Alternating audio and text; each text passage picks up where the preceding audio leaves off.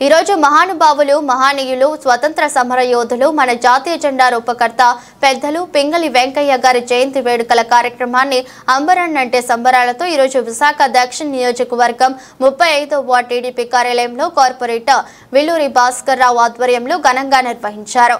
కార్యక్రమంలో 35వ టీడీపీ నాయకులు కార్యకర్తలు శ్రేయోభిలాషులు పార్టీ శ్రేణులు పాల్గొన్నారు.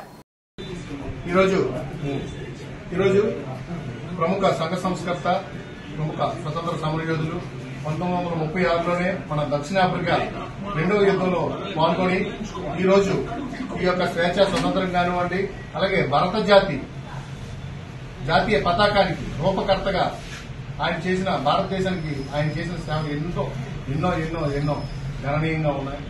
అటువంటి నాయకుల తాలూకా జనం ఈరోజు కార్యక్రమం ఈరోజు 35వ వార్డు ఈరోజు కార్యాలయం జరుపుకోవడం అందరికీ ఆనందదాయకంగా ఉంది.